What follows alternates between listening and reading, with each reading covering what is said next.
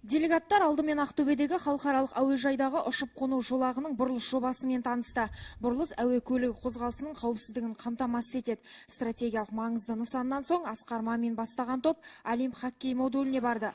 Мұнда хоккейшілер ғана емес, мәнерлеп сырғанау мен шорт-трек бойынша болашақ чемпиондар дайындалады. Бүгінде хоккейге 200, мәнерлеп сырғанауға 400, ал шорт-трекке 700 бала қабылданған. Оларды еліміздің өзге аймақтарынан, Ресей Федерациясының Мәскеу, Қазан қалаларынан келген білікті мамандар оқытады. Бұл Ақтөбеде тәуелсіздік жылдарында салынған қысқы спорт түрін дамытуға арналған алғашқы ғимарат. Бір мезгілде 200 адам хоккей спортын тамашалай алады. Дәл осындай хоккей модулі алдағы уақытта Хромтау қаласында да салынады. Ақтөбе это хоккейный город. Ақтөбе хоккей қаласы. Мен алтын шайба мектеп жарысына белсенді қатыстым. Сонда Ақтөбеден қашанда мықты командалар қатысатын. В Ақтөбе всегда сильная команда была. Последний лед здесь работал 27 лет тому назад. Мұнда соңғы мұз айдыны 27 жыл бұрын болған. Біз команда құрдық. Алдымен спортшылардың дайындығын қараймыз. Егер нәтижесі жақсы болса, келер жылы команданы бірінші лигаға шығарамыз. Үкімет басшысының бірінші орынбасары мемлекеттік жекеменшік әріптестік аясында қолға алынған жастар сарайына барды. Жобаға Сенпесе Ақтөбе мұнайгаз акционерлік қоғамының 1 миллиардтан аса қаражат құйған. Құрылыс қарқынды, жуырда пайдалануға берілмекші. Здесь самое главное преимущество. У нас на сегодняшний день 15 культурных организаций.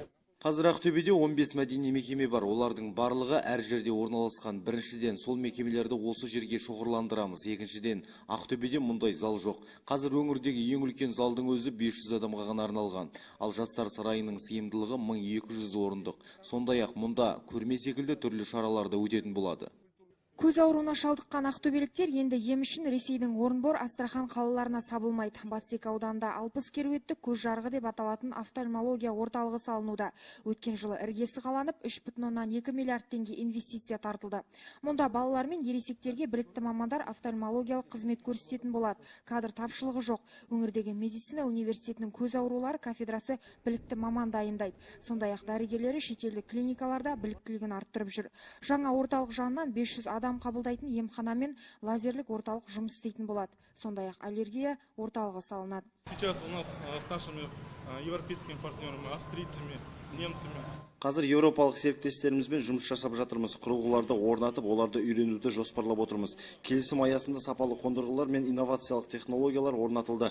Ал біздің дәрігерлер шетелде оқытылады. Офтальмология орталығы еліміздің батыс өңіріндегі типтік үлгіде салынып жатқан ғимарат.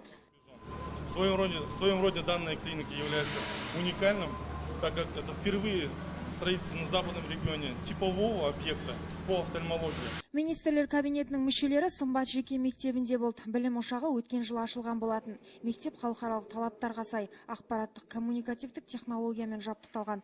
1 қыркүйектен бастап мұнда ауылдан келетін дарынды балаларға арналған интернат ашылады. Решение инвестиций как раз в сферу образования. Білім саласына инвестиция тарту бұл жақсы тәжірибе. Мұны өзге аймақтарға үлгі ету керек. Опыт надо распространить на другие регионы. Вот эта вот спортивная зона, там мы попозже будет каток. Я знаю, вы президент Федерации хоккея. Мына жерде мұз айдыны салынады. Сіз еліміздегі хоккей федерациясының президентісіз. Бұл жақсы спорттың түрі. Сондықтан мұндай жобалар әрбір мектепке жүзеге асырылса дейміз. Биыл қаладағы 10 мектепте аталған жобалар қолға алынбақ. Мы желали и в нашей области, кстати, в этом году такие проекты. Федерация хоккея, вот когда... Егер мұнда мұз айдыны салынса, хоккей федерациясының атынан осы мектептің командасына арнайы спорттық форманың жиынтығын тарту етеміз. Спасибо большое. Асқар Мамин Қазақстан мұнай жабдықтары зауытына да барды. Кәсіпорын жылына қуаттылығы 50 мың тонна болатын мұнай газ жабдықтары мен құбырлар шығарады. Жобаның жалпы құны 5 миллиард теңге. Бұдан бөлек бірінші вице-премьер жөндеу жұмыстары жүріп жатқан Ақтөбе-Орск тас жолы мен жаңадан салынған өңірде газ таратуды едәуір арттыруға мүмкіндік беретін АГРС 300 автоматтандырылған газ тарату станциясын көрді. Асқар Маминге елімізде баламасы жоқ жетім балаларға арналған 110 орындық құны 1,6 миллиард теңге болатын мейірім әлеуметтік үй таныстырылды. Қазір мұнда 80 бала тұрады. Ақтөбеге келген делегация өңірдегі ірі жылыжай Greenhouse Қазақстан жылыжай кешенінде болды.